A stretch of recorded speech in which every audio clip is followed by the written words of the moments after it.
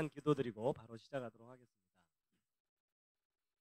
천지 만물을 창조하신 하나님, 저희들에게 성경을 주셔서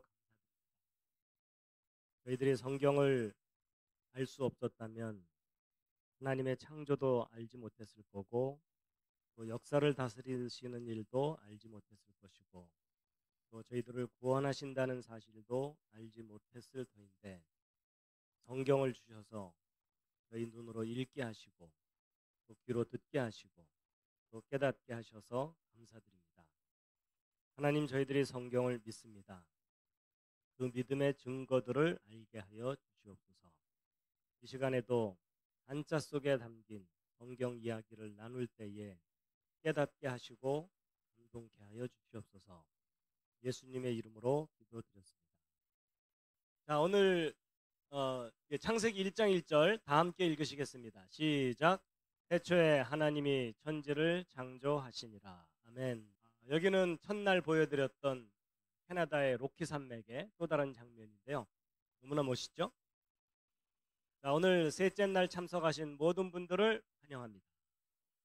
오늘도 환영의 뜻으로 꽃을 준비했습니다. 예쁘죠?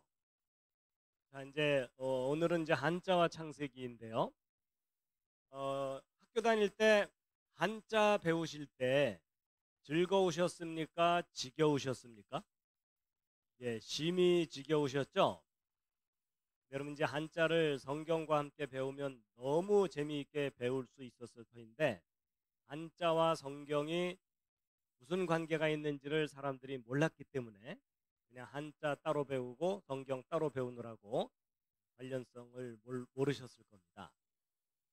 자, 이제 오늘 한자 속에 담긴 성경 이야기를 공부할 텐데요. 창세기 2장 7절, 오늘 본문 말씀이죠. 함께 읽으시겠습니다. 시작.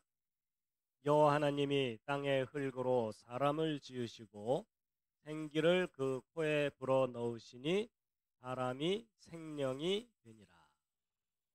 여러분, 여기 사람이라고 번역된 성경 원문 단어, 히브리어 단어가 아담입니다. 그러니까 아담이라는 말은 히브리어입니다.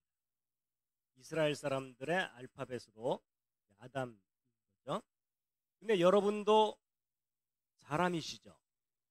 그럼 여러분도 다 뭐예요? 아담인 겁니다. 자, 옆에 있는 분을 한번 불러드리겠습니다. 아담. 근데 이제 사람 중에서 남자가 먼저 만들어졌기 때문에 보통 이제 남자를 아담이라고 표현을 하는 거죠. 여러분, 그 땅이라는 단어는 히브리어로 아담하거든요. 여러분, 아담하고 아담하고 발음이 비슷하죠? 예, 뿌리가 같아서 그렇습니다.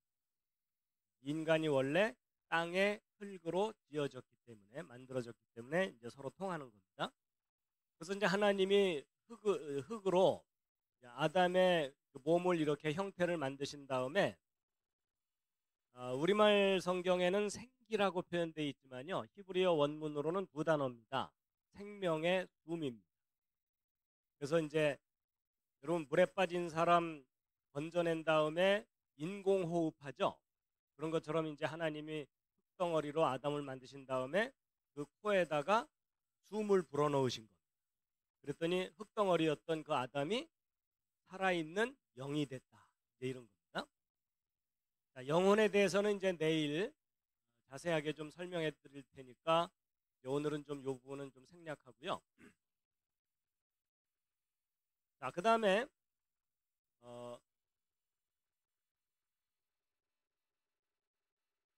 8절 9절에 가면은 에덴 동산 중앙에 아주 중요한 두 개의 나무가 있었다라는 기록이 있는데 함께 또 읽으시겠습니다. 시작.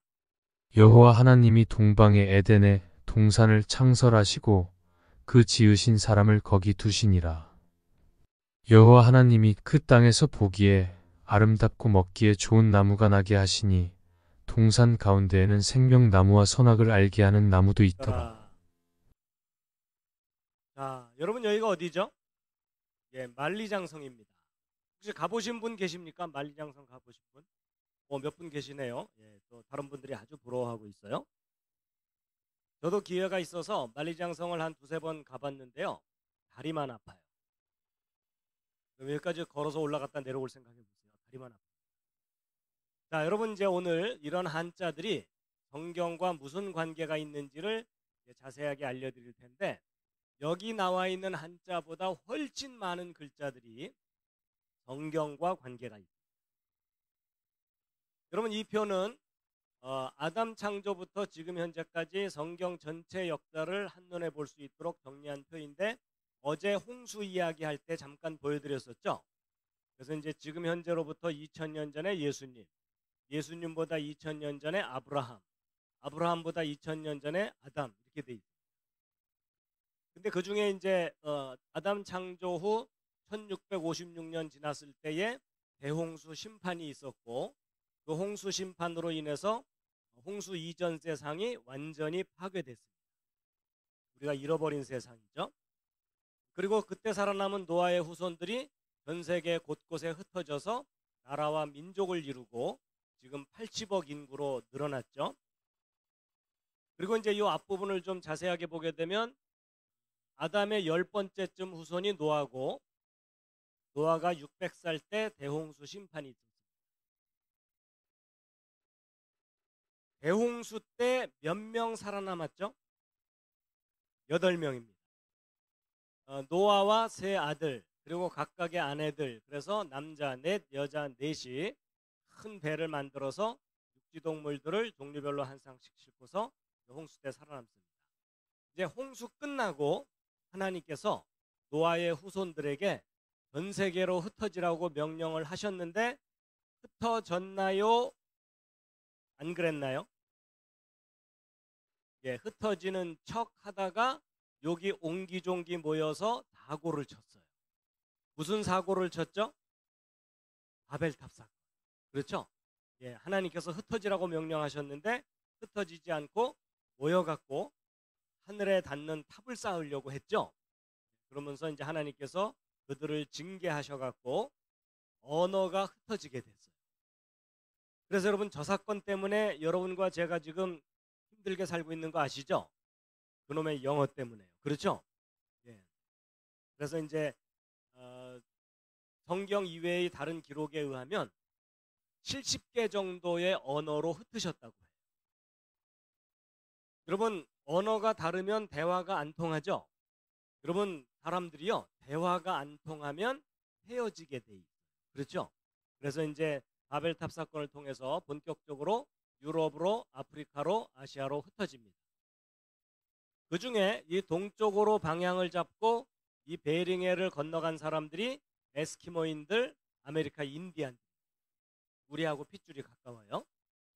그 다음에 동쪽으로 가다가 한반도 쪽으로 쏙 들어온 사람들도 있겠죠. 그게 바로 우리 조상들입니다. 여러분 금년이 단기로 몇 년인지 아세요? 단군 기원 연대.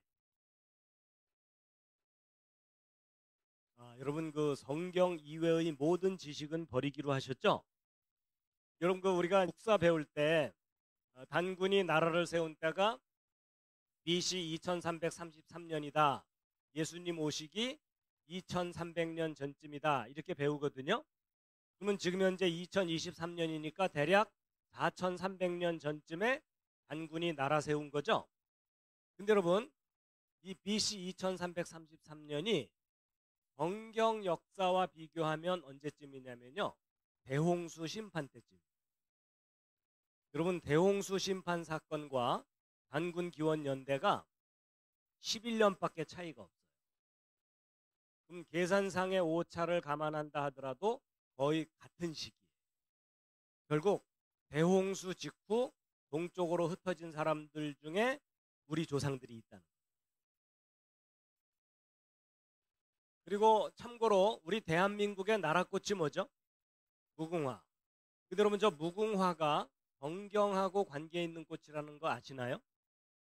여러분 그 찬송가 중에 샤론의 꽃 예수라는 찬송가 있죠. 여러분 그 샤론의 꽃 그러면 이스라엘의 그 샤론 평야라는 곳에 피는 꽃 중에 하나거든요.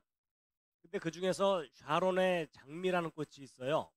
그럼 사람들은 장미꽃을 떠올리지만 여러분 샤론의 장미라는 꽃이 정확하게 무슨 꽃이냐면 무궁화꽃입니다. 무궁화꽃을 샤론의 장미라. 그래서 여러분 그 샤론의 꽃 예수 그럴 때 그 샤론의 꽃이 샤론의 장미일 가능성이 높거든요. 그럼 결국 예수님을 상징하는 꽃이 무궁화 꽃이고. 기분 괜찮으시죠? 자, 그다음에 이제 노아의 후손들 중에 동쪽으로 가다가 여기 땅 넓어해 이러면서 살게 된 사람들이 누구예요? 중국 사람. 근데 이 중국 사람들을 포함한 이 극동아시아 쪽 사람들이 한자를 함께 사용하고 있죠. 근데 여러분 성경이 맞다면 이 한자를 만든 사람들도 노아의 후손들일 수밖에 없겠죠. 그렇다면 그들이 만든 뜻을 가진 글자들 속에 뭔가 흔적이 남아있을 수도 있겠죠. 그래가지고 한자와 성경이 관계에 있다는 것을 알게 해주는 힌트가 되는 그런 글자들이 발견됐는데 그 대표적인 글자들 중에 하나가 바로 요 글자입니다. 여러분 저 글자가 무슨 뜻을 가진 글자죠? 지을, 조, 그래서 만들다라는 뜻을 가진 글자거든요. 그래서 창조, 조물주 그럴 때 조라는 글자예요. 근데 여러분 이 글자가 왜 만든다라는 뜻을 가진 글자인지 생각해 본 적 없으시죠? 왜냐하면 외우기도 바빴을 테니까. 근데 이제 오늘 한번 분석을 해볼 텐데요. 여러분 이 글자를 분해를 해보면 흑토자에 삐침이 옆에 붙어 있고 그 다음에 입구자 밑에 책받침이라는 글자가 있죠.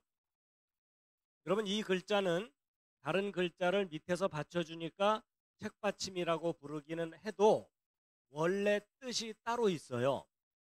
여러분 이 글자는 원래 글자가 요 글자거든요. 요 글자를 이렇게 줄인 건데 요 글자가 무엇처럼 보이십니까? 요 위에 있는 요 세 개가 터럭삼자라 그래서 긴 머리카락이. 그 다음에 몸, 팔, 두 다리 그래가지고 사람이 걸어가는 모양이거든요. 어떻게 좀 비슷해요? 그래서 여러분 이게 걸어간다라는 뜻을 가진 착자예요. 그 다음에 요 삐침 있죠. 여러분 옆으로 이렇게 삐쳐 있으니까 삐침이라고 부르긴 해도 여러분 한자는 점마다 획마다 다 뜻이 있거든요. 근데 여러분 요 삐침이 무슨 뜻을 가진 글자인지 혹시 아는 분 계십니까? 제가 혹시라고 말씀드리는 이유가 뭐냐면 한국 사람들한테 물어보면 대답을 잘 못하더라고요. 근데 제가 이제 일본에 갔을 때 중국에서 온 유학생들이 있어서 그 중국 학생들은 우리보다 한자를 많이 배우잖아요. 그렇기 때문에 중국 학생들한테 저게 무슨 뜻이냐고 물어봤더니요. 중국 학생들은 대답을 하더라고요. 여러분 이게 무슨 뜻이냐면요. 생명이란 뜻이에요. 또는 숨 쉬는 것. 여러분 그 물에 빠진 사람 건진 다음에 살아있는지 죽어있는지 알려면 맥박도 짚어보지만 코에다가 손을 갖다 대보죠. 숨이 들락날락하면 살아있는 거죠. 바로 그런 뜻의 글자. 그래가지고 한자 중에 요 삐침이 들어간 한자는 모두가 다 생명과 관계 있는 글자. 그래가지고요 생명할 때 요 날생자에도 삐침 붙어 있죠. 이게 호흡이란 뜻이고 숨 쉰다는 뜻입니다. 그리고 요 두 글자를 비교해 보면 아주 분명해지는데 여러분 왼쪽에 있는 이 호자가 무슨 호자죠? 집 호자라 그래서 사람 사는 집입니다. 그래서 호적, 호주제도 폐지 그럴 뜻은 호자예요. 그 다음에 오른쪽 시자는 이게 무슨 뜻일까요? 이게 주검시라 그래서 사람 죽은 시체. 근데 여러분 잘 보시면 요 두 글자가 서로 비슷하죠. 근데 요 위에 삐침 하나 차이로 왼쪽은 살아있는 거고 오른쪽은 죽은 거죠.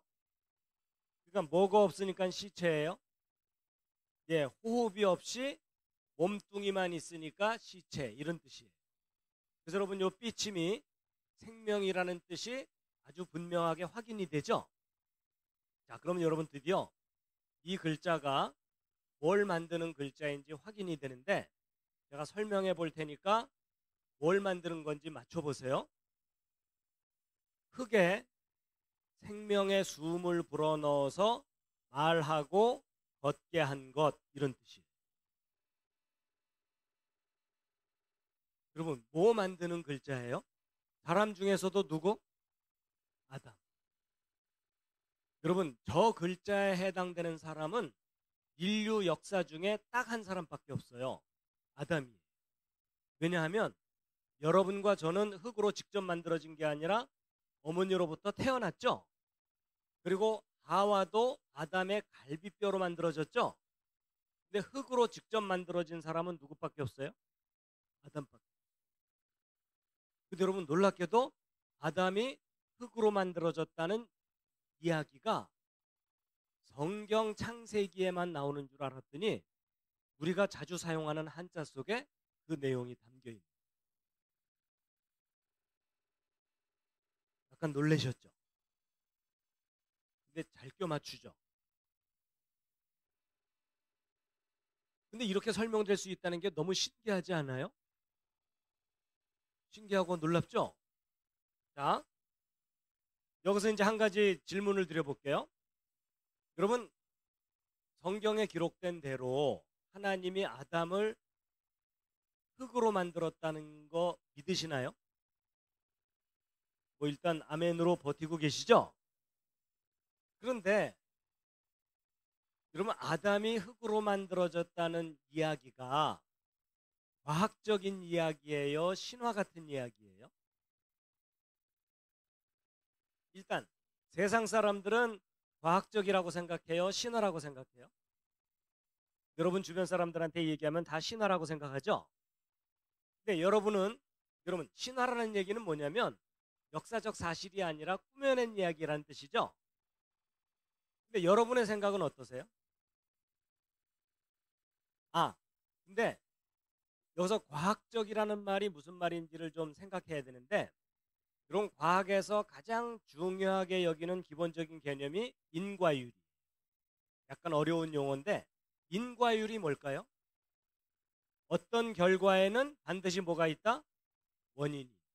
그래서 원인과 결과에 관한 원리 이런 뜻이거든요. 여러분 이 여자가 지금 화내고 있죠? 분명히 원인이 있겠죠? 남편이 속을 썩이거나 이랬겠죠? 제가 지금 강의 시작하자마자 주무시는 분 원인이 있어요. 그렇죠? 오늘 하루 종일 피곤했거나 아니면 저녁에 밥을 너무 많이 먹었거나 아니면 글자만 나오면 기절을 하거나. 그래서 여러분 어떤 결과에는 반드시 원인이 있기 때문에 그 원인과 결과를 명확하게 밝혀내는 것, 이게 과학이 하는 일. 그래서 여러분 과학적이라는 말은 원인과 결과가 분명하다 그 뜻이에요. 이해가 되셨죠? 자, 그런 의미에서 아담이 흙으로 만들어진 이야기는 과학적인 이야기입니까? 비과학적인 신화 같은 이야기입니까? 자, 서로 이제 의견이 다를 테니까 1번 과학적이다, 2번 비과학적인 신화다, 3번 잘 모르겠다. 자, 이제 확인해 보겠습니다. 자, 나는 아담이 흙으로 만들어졌다는 이야기가 과학적인 이야기라고 생각합니다. 그 중에 내가 설명할 수 있다. 아니, 여러분 앞뒤가 맞는 이야기면 설명도 할 수 있어야지 무조건 우기시면 곤란합니다. 아니다. 비과학적인 신화다. 분위기상 손 못 들고 계시고요.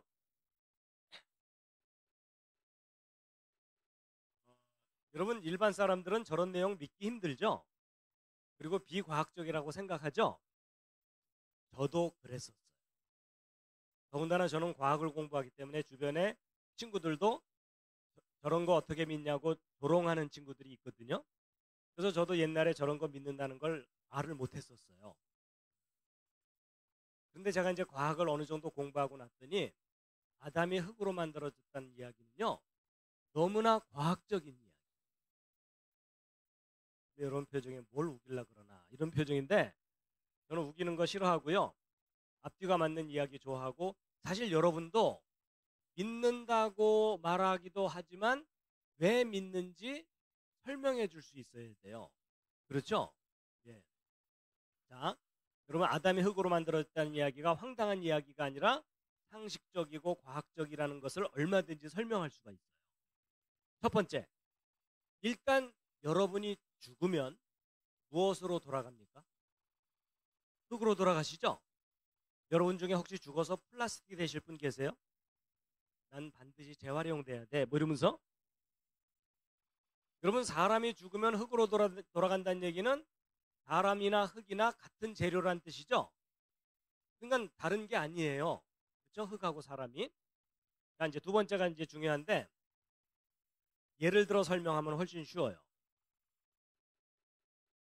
여러분, 흙을 한 사 퍼서 이 꼬마들을 주면 이 꼬마들은 하루 종일 흙장난하고 놀다가 기껏 만드는 게 두꺼봐 이러면서 또 별로 제대로 만드는 게 없어요. 그런데 이번에는 그 똑같은 흙을 한 사 퍼가지고 여러분을 드리면 여러분들은 각자 제주껏 그릇 하나 정도 만들 수 있겠죠. 근데 여러분 중에 좀 더 재주가 좋은 분들은 작품성이 있는 도자기도 만들어서 몇만 원, 몇십만 원에 팔 수도 있겠죠. 근데 이번에는 그 똑같은 흙을 한 사 퍼서 이 반도체를 만드는 과학자들을 갖다 주면 이 과학자들이 흙에서 모래를 뽑아내고 모래 속에 들어있는 실리콘이라는 원소만 뽑아내서 100% 가까이 정제하고 가공해서 금보다 비싼 최신형 반도체 칩을 만듭니다. 자, 일단 요 세 경우만 먼저 비교해 보자고요. 이 세 경우의 재료가 다 뭐죠? 똑같은 흙이에요. 그런데 결과가 너무나 다르죠. 근데 결과가 이렇게 다른 원인이 뭐예요? 결과가 다른 원인. 예, 여러 가지로 표현할 수 있지만 그 요점이 지혜와 능력이. 그렇죠? 여러분, 지혜와 능력이 높을수록 더 훌륭한 작품을 만든다. 동의하십니까? 지극히 상식적이죠? 자, 그런데 제가 첫날 이 세포하고 반도체 칩이 닮은 점이 있다는 것을 말씀드린 내용 기억나세요? 여러분, 이 둘 다 이 속에 메시지가 담겨 있어요. 그렇죠? 그래서 여러분, 이 반도체 칩 만든 목적이 뭐라고요? 더 많은 기록을 더 작은 곳에 담으려고. 그래가지고 지금부터 21년 전에 책 640권을 여기다 기록했고, 그 다음에 18년 전에 2만 권, 16년 전에 20만 권, 지금은 200만 권이 넘거든요. 그런데 이 오른쪽 세포 속에는 유전암호가 담겨 있다 그랬죠. 근데 이 작은 세포 속에 담긴 이 유전암호 알파벳의 양이 백과사전 1000권 정도 된다고 말씀드렸었죠. 근데 여러분, 이 세포를 요 반도체 칩 위에 올리면 보여요, 안 보여요? 보이지도 않는 지극히 작은 곳에 1000권이 들어있기 때문에 이 둘을 같은 크기로 비교하면 이 오른쪽 세포가 100만 배가 넘는다고 말씀드렸죠. 여러분, 이 왼쪽은 인간의 지혜와 능력으로 만든 작품이에요. 그렇죠? 근데 이 생명체는 인간을 뛰어넘는 전능하신 분이 만든 작품이에요. 맞죠? 자, 그러면 이제 보세요. 이번에는 네 경우를 다 비교해 보자고요. 이 네 경우의 재료가 다 뭐죠? 예, 똑같은 흙이에요. 근데 똑같은 흙을 가지고 어린아이 수준에서는 두꺼비집, 어른들 수준에서는 그릇, 잘 훈련된 과학자들의 지혜로 반도체 칩이죠. 근데 이거보다 훨씬 뛰어난 작품이 세포죠. 그러면 과학자들보다 훨씬 뛰어난 지혜와 능력을 가진 분이 계시다는 거죠. 이해되셨어요? 여러분, 인간의 지혜와 능력은 여기까지가 한계예요. 그렇죠? 근데 인간의 한계를 뛰어넘는 작품이 존재한다는 얘기는 인간을 뛰어넘는 분이 계시다는 증거죠. 그래서 여러분, 이제 도표로 이해를 시켜드리면 지혜와 능력은 원인입니다. 그렇죠? 예, 품질과 성능은 결과로 나타나죠. 이게 비례할 때 과학적이고 합리적이죠. 이게 반비례한다면 비과학적이에요. 왜냐하면 어린아이 수준에서 로켓 못 만들잖아요. 그렇죠? 이게 정비례할 때만 앞뒤가 맞는 합리적인 이야기입니다. 누구나 공감할 수 있는. 맞죠? 그럼 이제 보세요. 똑같은 흙을 가지고 어린아이 수준에서는 두꺼비집, 어른들 수준에서는 그릇, 잘 훈련된 과학자들 수천 명의 지혜를 수십 년간 모아서 최신형 반도체 칩입니다. 근데 인간의 지혜와 능력이 발전할수록 이 방향으로 발전하겠죠? 근데 인간이 추구하는 기술의 저 끄트머리 쪽에 있는 작품이 뭐예요? 그게 생명체. 그렇죠? 인간은 여기까지. 그렇다면 여길 뛰어넘는 작품은 하나님의 작품. 그렇죠? 여러분, 원인과 결과가 비례할 때 과학적이라고 말씀드렸죠? 그럼 흙으로 사람 만들어지는 일은 가능하다, 불가능하다? 가능하다. 인간의 능력으로는 불가능. 그렇죠? 근데 인간을 뛰어넘는 전능하신 분의 능력으로는 가능하다, 불가능하다? 그러니까 흙으로 사람 만들었다는 이야기는 과학적이에요, 비과학적이에요? 과학적이라고 저는 우기고 살고 있습니다. 함께 우겨주시면 감사하겠습니다. 여러분, 학생들에게 이렇게 설명하면 못 알아들을 학생 별로 없겠죠? 여러분, 아프리카 부시맨 아시죠? 여러분, 저 부시맨한테 반도체 칩 보여주면 이해를 해요, 못해요? 정체불명의 네모 반듯한 돌조각이겠죠? 그래서 아무것도 이해를 못하는 그 아프리카 부시맨을 한국에 초청해서 초등학교, 중학교, 고등학교, 대학교까지 가르치면 이 반도체 칩이 저절로 생길 수 없다는 거 깨닫겠죠? 지혜와 능력으로 만들어진 작품이라는 걸 알겠죠? 근데 그렇게까지 교육을 시켰는데도 못 알아들으면 아프리카로 돌려보내야 되겠죠? 여러분 똑같아요. 그런 과학이 발달하기 전까지는 세포의 구조조차도 알지 못했어요. 그렇죠?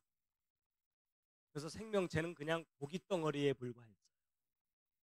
근데 과학이 발달하고 분자생물학이 발달하고 전자현미경이 발달해서 세포까지 들여다볼 수 있게 되고 났더니 그 세포 속에 놀라운 DNA가 들어있다는 거 알게 됐죠? 인간이 만드는 반도체와는 비교할 수 없는 놀라운 작품이라는 걸 깨달았죠? 그럼 그걸 깨달았으면 인간을 뛰어넘는 전능자의 작품이라는 걸 깨달아야 되겠죠? 이렇게까지 자세하게 설명을 해줬는데도 못 알아들으면 어떻게 해야 되죠? 우주로 날려보내야 돼요. 지구를 떠나게 해야 돼요. 그래서 여러분, 흙으로 사람 만들었다는 이야기는요, 절대로 신화가 아니에요. 앞뒤가 맞는 이야기. 과학적이고 합리적인 이야기.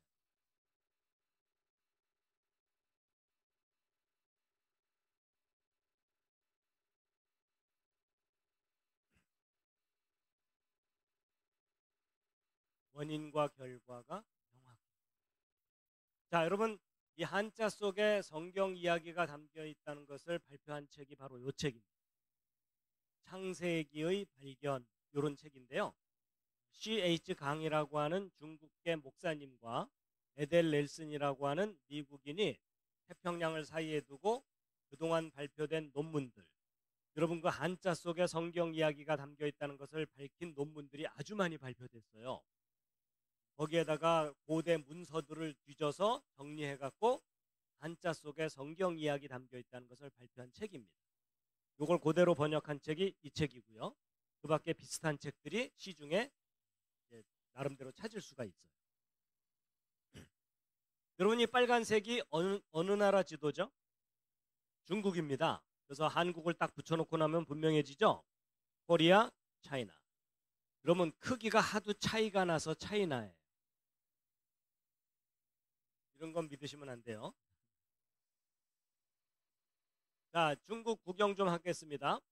여러분, 중국의 수도 북경에 있는 천안문이라고 하는 곳이고요. 거기에 야경입니다. 그리고 이 문 안쪽에는 옛날 궁궐이 있어요. 자금성이라고 하는. 그래서 제가 여기도 또 이렇게 가봤는데요.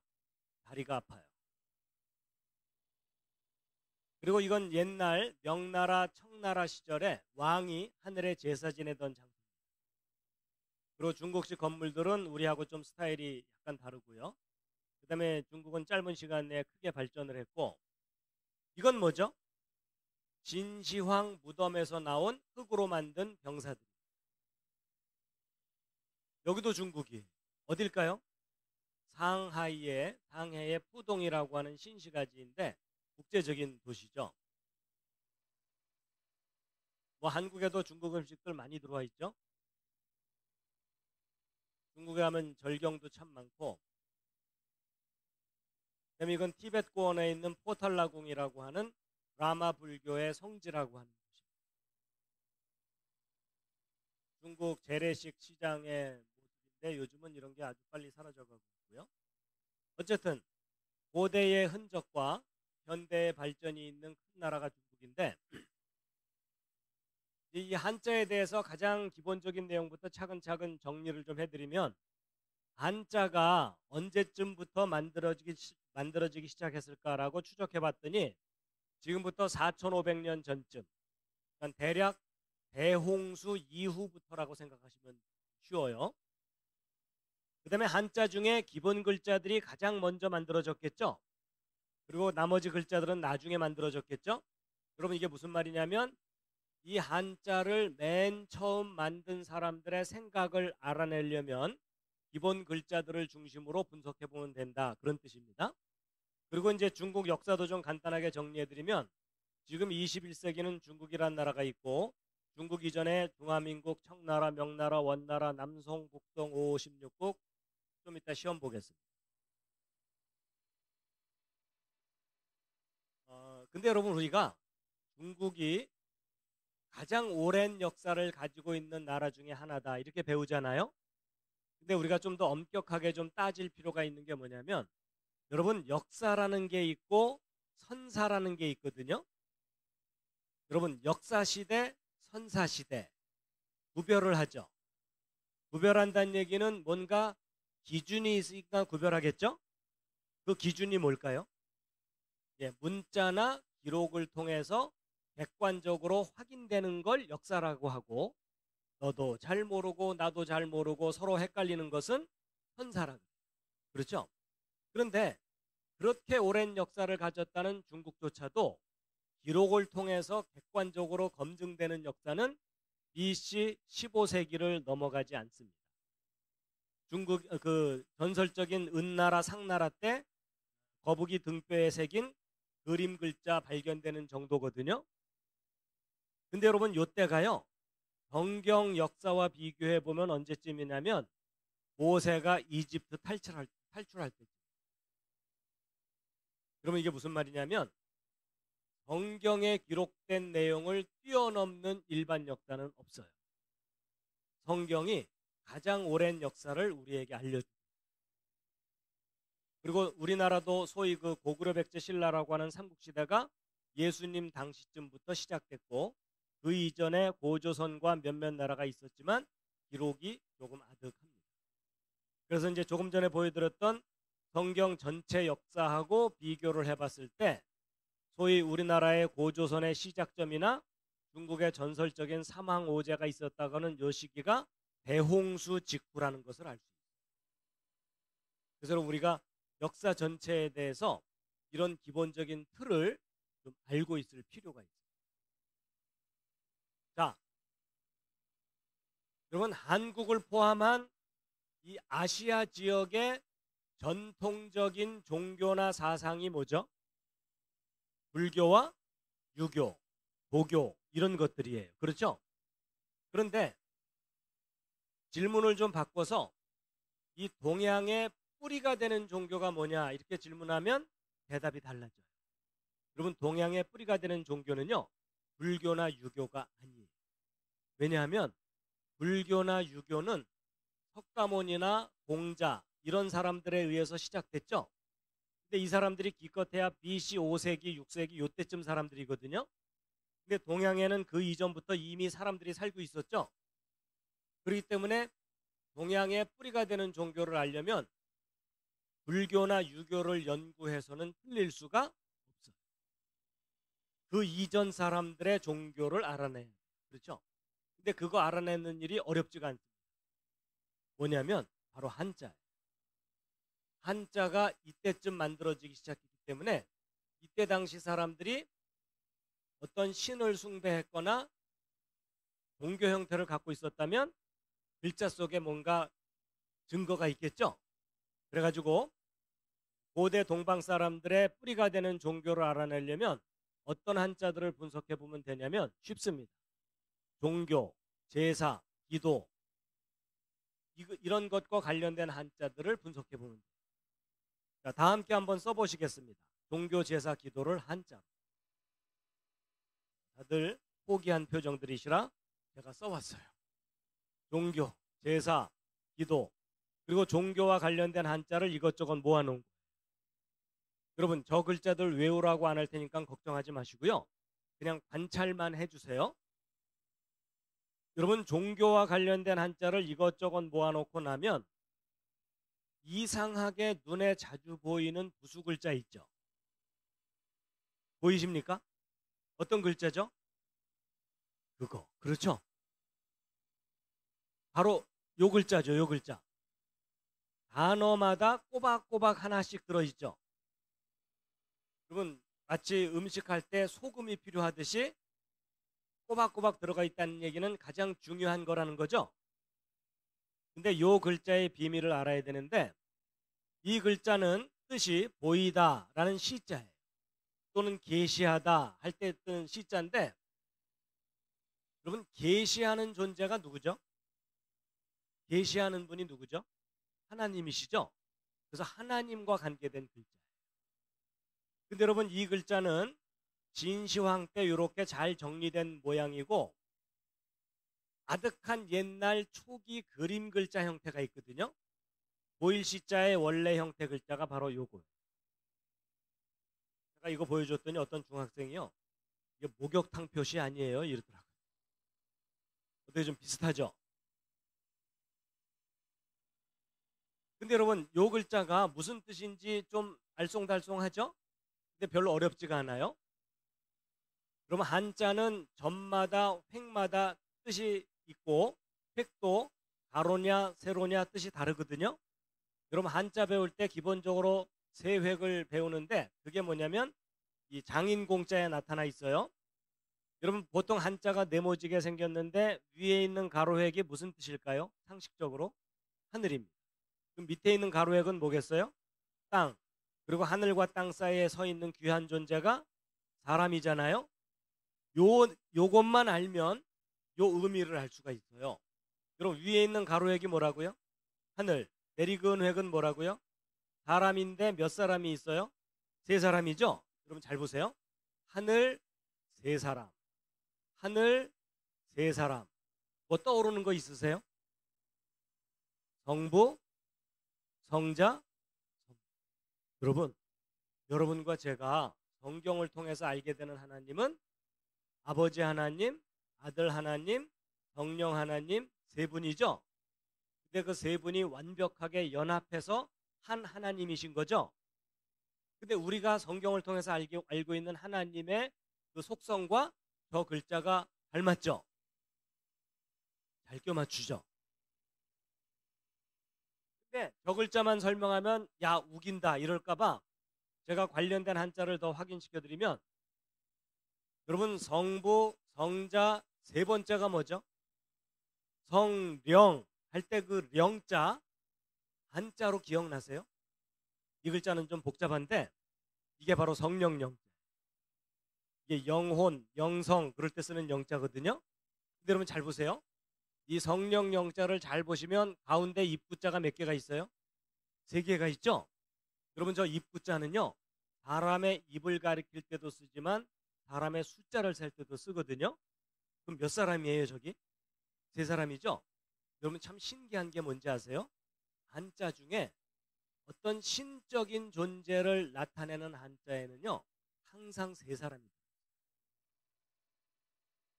이런 거 잘 모르셨죠? 관심 좀 가져주시면 감사하겠습니다. 그 다음에 이제 그 밑에 요 무라는 글자가 있는데 이게 무슨 뜻의 글자냐면 이게 무당 그럴 때 쓰는 무자예요. 여러분 무당 좋아하십니까? 가끔 은밀히 찾아뵙나요? 여러분 그러시면 안 돼요. 여러분 기독교인들은 무당을 싫어하잖아요. 근데 이제 그런 선입견을 잠깐 내려놓으시고 좀 더 근본적인 생각을 해보세요. 여러분 무당은 어떤 역할을 하는 사람을 무당이라고 하죠? 인간과 어떤 신적인 존재를 연결시켜주는 중매하는 역할을 하는 거죠. 근데 요즘 무당은 뭐가 문제죠? 진짜 신을 연결해 줘야 되는데 가짜 신, 귀신, 잡신만 연결시켜 주니까 그게 문제인 거죠. 그렇죠? 근데 여러분 이 무자 자체만 잘 들여다보세요. 위에 가로획이 뭐라고요? 하늘, 땅, 사람. 근데 몇 사람이 더 있어요? 여기도 세 사람. 제가 아까 그랬죠? 어떤 신과 관계된 글자 속에는 항상 세 사람 들어있다. 그렇죠? 근데 여러분 이 무자는요. 원래부터 귀신 불러내는 무당을 뜻하는 그런 글자가 아니고요. 이 무자는 원래 인간과 하나님을 연결시켜주는 구약으로 따지면 제사장, 선지자, 신약으로 따지면 사도, 오늘날로 따지면 목사님과 같은 그런 역할을 하는 사람들에 대한 표현이었어요. 여러분 만약에 이 글자가 처음부터 귀신 불러내는 무당을 뜻하는 글자가 맞다면 거룩한 성령님을 표현하는 글자 속에 무당 무자가 들어가 있으면 돼요, 안 돼요? 안 되죠. 기독교인들이 당장이라도 사용을 중단해야 되죠. 근데 여러분 이 글자는 원래 좋은 뜻의 글자였어요. 근데 변질된. 여러분 이렇게 생각하시면 쉬워요. 원래는 좋은 뜻의 말인데 문제가 생겨서 나쁜 뜻으로 바뀌니까 안 쓰는 단어들이 있거든요. 그 대표적인 예가 뭐가 있냐면 동무라는 말. 여러분 동무라는 말 들어보셨죠? 그거 좋은 말이었어요? 나쁜 말이었어요? 너무 좋은 말이었죠. 어린 시절에 고향에서 함께 자란 벗을 동무라고 했었죠. 동무야 놀러 가자, 동무야 밥 먹었니 이렇게 사용하던 좋은 뜻의 말이었죠. 근데 그 좋은 뜻의 말을 지금은 왜 안 써요? 왜 안 써요? 예, 북한 공산당이 동무 이러면서 다 죽이니까 지금은 동무 그랬다가는 너 빨갱이지 이렇게 된 거죠. 그래서 그 좋은 단어를 우리가 잃어버리고 친구라는 말로 대신 쓰고 있죠. 그렇죠? 바로 그런 거. 원래는 좋은 뜻이었는데 문제가 생겨서 변질되니까 안 쓰게 되는 말. 그 중에 하나가 저 무자예요. 이해되시죠? 그래서 여러분 저 무자는 원래 인간과 하나님을 연결시켜주는 그런 중간 역할을 하는 존재에 대한 표현입니다. 이해되셨죠? 여러분 그렇다고도 목사님 만나서 무당님 이러시면 안 돼요. 지금은 의미가 변질됐기 때문에 안 쓰는 거예요. 그래서 여러분 이 모든 것들을 다 종합해 볼 때 이 보일시라는 이 글자는 아득한 옛날 사람들이 하나님과 관계된 뭔가 중요한 것을 나타낸 글자. 그러니까 쉽게 얘기하면 하나님을 표현한 글자다. 이렇게 볼 수 있다는 거예요. 이해되시죠? 그래서 이제 이 보일시자가 하나님과 관계된 글자라는 걸 알고 나면 한자 중에 성경 창세기를 모르면 안 풀리는 가장 신기한 글자가 있어요. 그 글자가 바로 이 글자예요. 그럼 저건 무슨 뜻을 가진 글자죠? 하지 말아라 이런 뜻을 가진 금지할 금자죠. 근데 여러분 이 글자는요 일반적으로 풀이하면 수풀림자에 보일시자거든요. 근데 이렇게 풀면은 정확한 뜻을 알 수가 없고요. 여러분 수풀림자를 잘 들여다보면 나무가 두 개가 있죠. 이 두 개의 나무를 따로따로 떼어놓고 이건 아까 하나님과 관계된 글자라 그랬죠. 혹시 뭐 떠오르는 거 있으세요?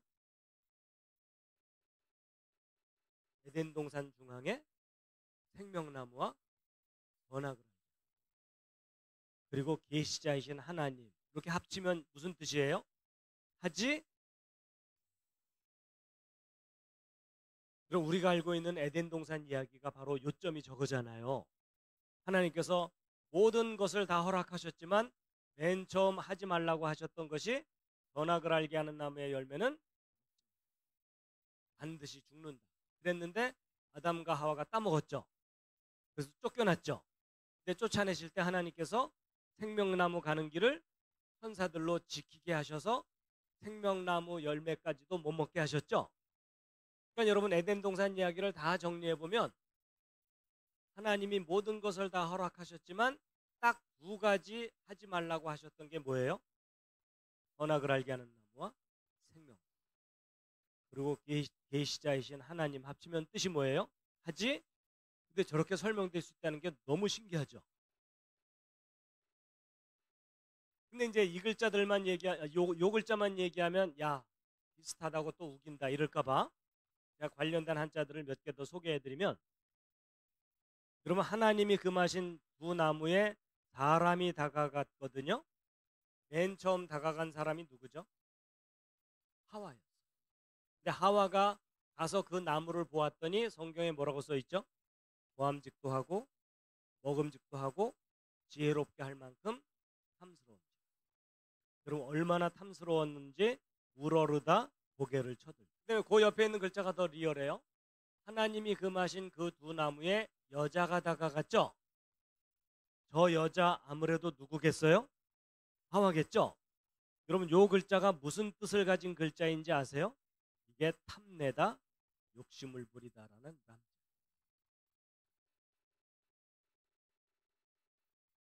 그러면서 막 소름이 돋지 않으세요? 탐내고 욕심 부리는 걸로 끝났으면 다행인데 드디어 행동 개시. 그럼 하나님이 금하신 그 두 나무에 손을 갖다 대요. 이 글자는요, 만지다, 가까이 하다라는 말.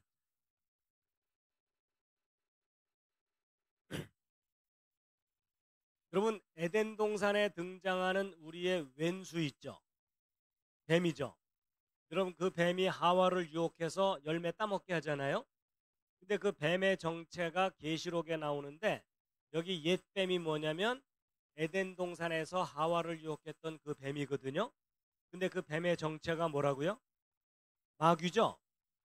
여러분 마귀라는 글자 한자로 기억나세요? 이게 마귀예요. 악마, 귀신. 근데 이 악마가 뭐냐면 에덴 동산의 그 두 나무와 관계된 귀신. 이건 자기 정체를 숨기고 이런 뜻이에요. 아니 여러분 성경 창세기 이야기가 한자 속에 고스란히 들어있죠? 그렇다는 얘기는 저 글자를 만든 사람들이 에덴 동산 이야기를 알고 있었다는 거죠. 귀신은 뭐냐? 여러분 밭전자 있죠? 지금은 평범하게 밭이라고 사용하지만 이 글자가 사용된 옛날 글자들을 종합적으로 분석해 봤더니 이 밭전자가 어떤 특별한 장소를 나타낸 글자라는 걸 알게 됐어요. 근데 그 특별한 장소가 어딜까요? 에덴 동산. 그래가지고 이 귀신이 뭐냐면 에덴 동산에 이거 아까 생명이라 그랬죠. 어떤 살아있는 것이 사람에게 비밀스럽게 접근한 존재, 이게 귀신이에요. 자, 그래서 이제 한자 중에 기본 글자 몇 가지를 먼저 좀 말씀드리면, 그럼 밭전자의 옛날 형태가 이런 글자들인데 지금은 평범하게 밭이라고 사용하지만 원래 에덴 동산을 표현했던 글자라는 걸 알게 됐고, 선역서자는 원래 글자가 이런 건데 이게 사람에 대한 옛날식 표현이거든요. 에덴 동산에 있었던 첫 번째 사람, 그런 뜻이에요. 그럼 에덴 동산의 첫 번째 사람은 누구죠? 아담이죠. 그래서 여러분 선역서자는요 보통 남자를 표현하는 글자예요. 그 다음에 이제 뼈골자는 아담의 갈비뼈 하나를 꺼내서 여자를 만들었다고 성경에 써 있죠. 그래서 여러분 이 뼈골자는 여자를 표현하는 글자예요. 자, 그 중에 이제 아담의 갈비뼈를 꺼내서 여자를 만드는 내용이 아주 재미있거든요. 일단 성경 본문 말씀 읽겠습니다. 창세기 2장 21절에서 23절 시작. 자, 여러분 그 아담 갈비뼈 중에 하나를 꺼내서 여자 만들었다는 내용이잖아요. 일단 믿으십니까? 뭐 일단 믿고 버티는 수밖에 없죠. 자, 그렇다면 여러분 저 기록을 그대로 믿는다면 질문을 하나 드릴게요. 남자 갈비뼈 중에 하나를 꺼내서 여자를 만들었다면 오늘날 남자들이 갈비뼈 양쪽 개수가 똑같을까요? 한쪽에 하나가 부족할까요? 자, 일단 남자분들은 한번 튕겨보시기 바랍니다. 자, 서로 의견이 다를 테니까 다음 중 골라보세요. 1번 똑같다. 2번 한쪽에 하나가 부족할 거다. 3번 잘 모르겠다. 자, 결정하셨습니까? 자, 여러분이 틀릴수록 저는 기뻐합니다. 자, 1번 남자들 갈비뼈 양쪽 개수가 똑같을 거다. 그 중에 내가 확인해 봤다. 자, 2번 아니다. 한쪽에 하나가 없을 거다. 자, 지금 손 드신 분들을 잘 돌봐드리시기 바랍니다. 지금 손 드신 분들 틀렸습니다. 정답은요, 남자들 갈비뼈 양쪽 개수가 똑같아요. 그러면 성경 틀린 거냐? 아니에요. 여러분 성경은 안 틀려요. 사람들이 잘 몰라서 그런 거예요. 여러분 저는 신앙의 과학파를 부르짖는 사람 중에 하나인데, 여러분 이 우주의 원리와 법칙과 질서는 누가 정해놓으신 거죠? 하나님께서. 근데 그 원리와 법칙과 질서를 발견하는 분야가 뭐예요? 과학이에요. 그래서 과학은 하나님이 하신 일을 드러내는 일이에요. 그래서 곧 하나님께 영광 돌리는 분야예요. 이해되셨어요? 그래서 과학은 성경의 적이 아니에요. 성경이 진리인 것을 밝혀주는 학문이에요. 근데 가짜 과학이 문제죠. 진화론이라고 하는 가짜 과학이 사람들을 속이는 거예요. 그래서 그 과학적인 지식이 부족하면 미신, 맹신, 불신 이런 게 생겨요. 그 대표적인 예 중에 하나가 갈비뼈예요. 남자 갈비뼈 하나를 꺼내서 여자를 만들었으니까 남자들은 갈비뼈 하나 없어야 된다라는 생각은 틀린 생각이에요. 그러면 아담 갈비뼈 꺼내서 여자 만든 거 맞아요. 그렇지만 남자들은 갈비뼈 양쪽 개수가 똑같아요. 왜냐하면 여러분 한번 생각해 보세요. 아담 갈비뼈 꺼내서 여자를 만들었다고 해서 아담과 하와가 아들을 낳으면 애가 갈비뼈 하나 없이 태어날까요? 이제 뭔가 아닌 거 알겠죠? 여러분 자식을 낳을 때는 엊그제 설명드린 DNA를 물려주는 거지 갈비뼈 꺼내서 물려주는 게 아니에요. 그러면 아담이 아들 낳고 난 다음에 자기 갈비뼈 꺼내서 물려주면서 얘야 하나가 부족하지만 대충 한번 살아봐라 이러나요? 그럼 갈비뼈 잘라낸다고 유전자가 변해요? 안 변해요? 안 변해요. 그렇죠? 만약에 갈비뼈 잘라냈다고 유전자가 변하도록 창조하셨다면 문제가 심각해요. 왜냐하면 여러분 조상님들 중에 논에 나가서 낫질하다가 손가락 잘린 분, 집에 돌아와서 애를 낳았더니 애가 손가락이 하나 없어서 나와? 전쟁 나갔다가 다리 잘린 분, 집에 돌아와서 애를 낳았더니 애가 다리가 하나 없어서 나와? 이런 식으로 유전돼 왔다면 지금 현재 여러분과 저는 몸뚱이만 앉아 있어야 돼요. 맞죠? 그러니까 태어난 이후에 몸의 변화는 유전된다 안 된다? 안 된다. 이해되셨죠? 그래서 여러분 지금은 그래도 이 과학적인 상식이 많이 널리 퍼져 있기 때문에 이해를 잘 하시는 거잖아요. 근데 우리 신앙의 선배들은 이런 상식이 부족했기 때문에 학교에 가서 친구들한테 놀림을 당하거나 핍박을 받았던 거예요. 짓궂은 친구들이 물어보는 거죠. 야, 너 교회 다니지? 응. 그럼 남자 갈비뼈 꺼내서 여자 만들었다는 거 믿겠네? 응. 그럼 남자 갈비뼈 꺼내서 여자를 만들었으면 남자들은 갈비뼈 하나 없어야 되겠네? 응. 이러면서 이제 비극이 시작되는 거예요. 엑스레이 찍어보면 똑같거든. 거봐, 성경 틀렸잖아, 임마. 이러면은 아무 소리 못하는 거예요. 얼굴이 빨개져갖고 그날 저녁 교회 뒷자리 어두컴컴한데 앉아갖고 밤새 울면서 기도하는 거죠. 하나 뺐다며요 이러면서. 근데 여러분, 지금 우리는 이렇게 웃으면서 이야기하지만 이런 원리를 몰랐기 때문에 성경 안 믿게 되고 교회 떠난 사람들이 있을까요, 없을까요? 의외로 많아요. 그렇죠? 성경 거짓말이다 이러면서 안 믿게 된 사람들이 의외로 많아요. 게다가 과학적인 상식이 부족해요. 성경을 오해합니다. 자, 그 다음에 또 하나 질문이 더 있어요. 여러분, 갈비뼈 꺼내서 여자를 만들었다는 저런 이야기가 과학적인 이야기예요? 신화예요? 이제 분위기상 과학적이라고 해야 될 것 같은 느낌은 드는데 뭐라고 설명해야 될지는 잘 모르겠죠? 여러분, 일반 사람들 만나갖고 갈비뼈 꺼내서 여자 만들었다고 얘기하면 믿어요, 안 믿어요? 과학적이라고 생각해요? 신화라고 생각해요? 저도 신화라고 생각했었어요. 근데 제가 과학을 제대로 알고 났더니 갈비뼈 꺼내서 여자 만든 이야기가요, 놀랍게도 과학적인 이야기 정도가 아니고 최첨단 과학이에요. 왜 그런지 설명해 드릴게요. 여러분, 요즘 그 인간 복제라는 이야기 아시죠?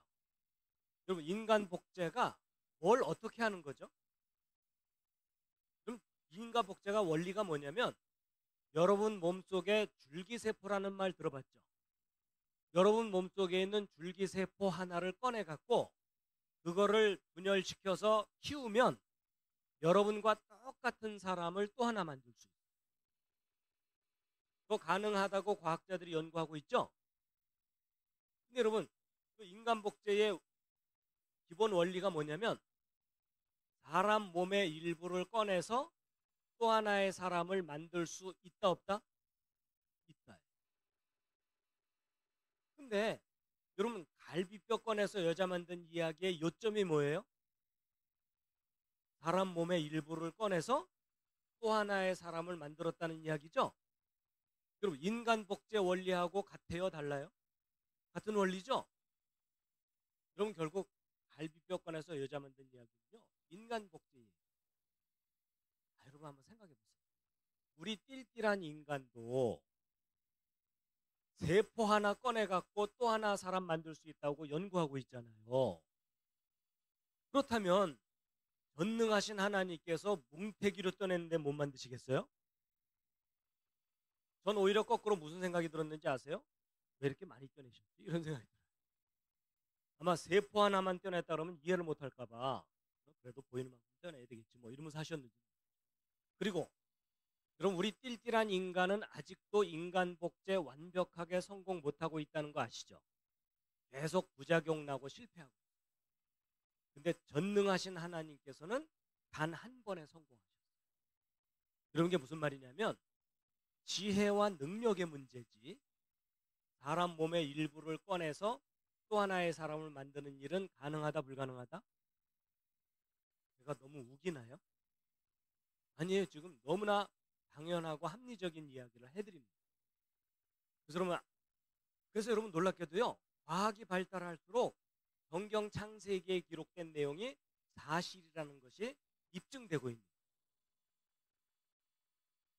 근데 그동안 이런 관점으로 생각해 본 적이 별로 없죠. 누가 안 가르쳐.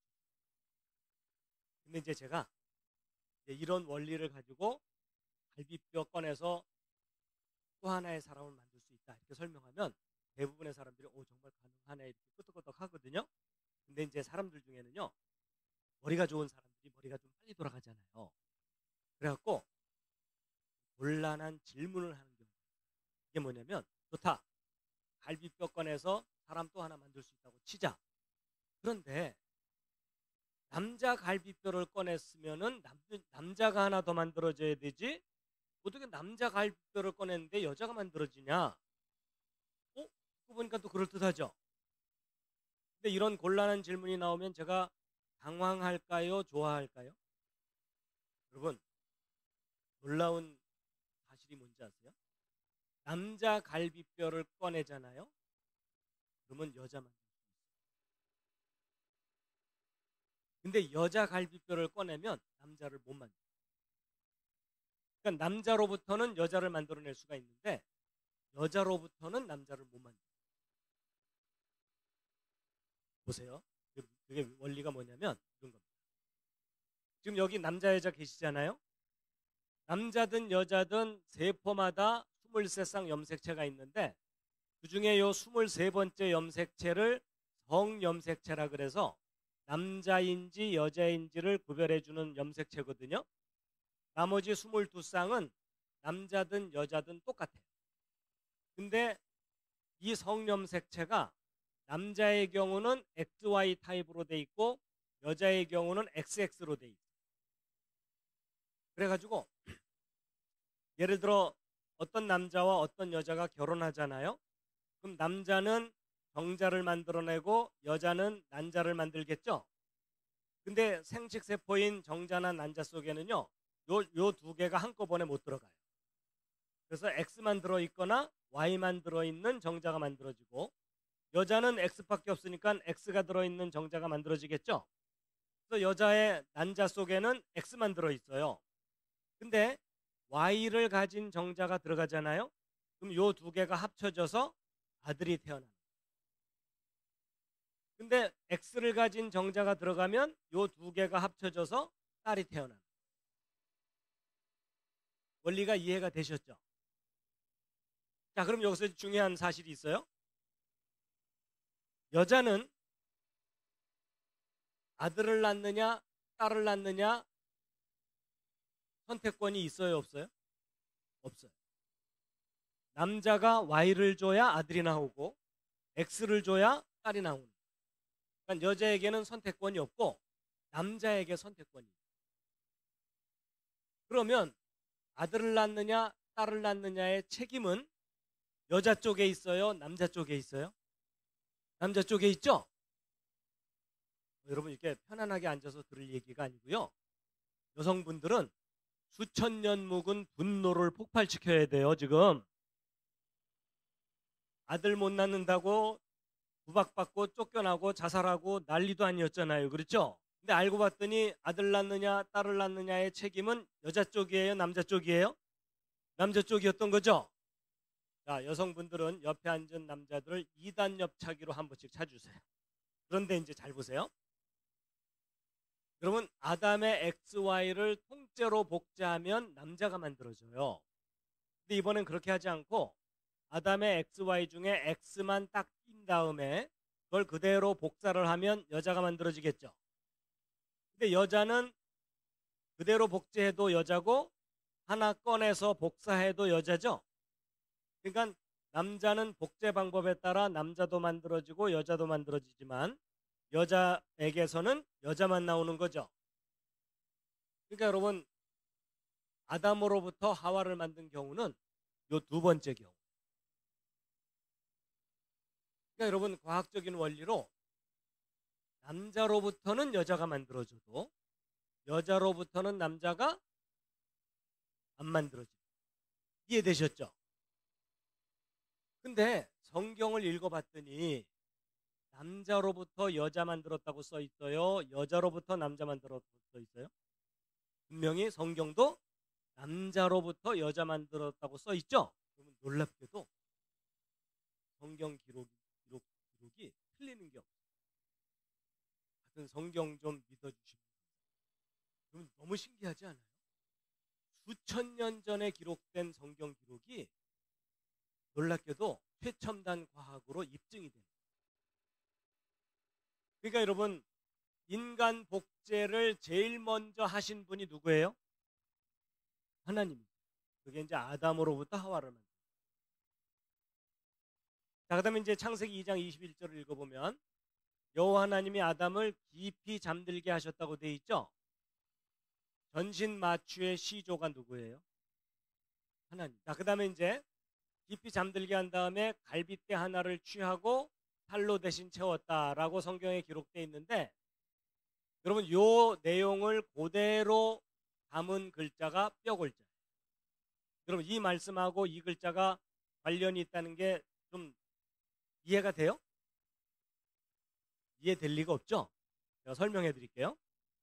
여러분 뼈 글자를 잘 보시면은요, 요 밑에 있는 요 글자가 육달월이라 그래서 살육자 줄인 글자예요. 하늘에 떠 있는 달이 아니고 살육자를 줄인 글자고, 그다음에 요건 테두리 경자고 이게 덮을 명자인데, 잘 보세요. 아담 가슴을 열고 그 안에서 뭔가를 꺼냈어요. 그리고 살로 대신 채우고 덮었어요. 그래서 꺼낸 게 뭐예요? 뼈예요. 그 뼈로 만든 게 누구예요? 하와. 잘 껴 맞추죠. 근데 그렇게 설명될 수 있다는 게 신기하지 않아요? 아니, 저보고 뼈 골자 만들어라 그러면요, 대뼈가구 하나 그려놓을 거예요. 그렇죠? 근데 여러분 이것은 뼈의 모양을 그린 글자가 아니고 이야기를 담고 있는 글자.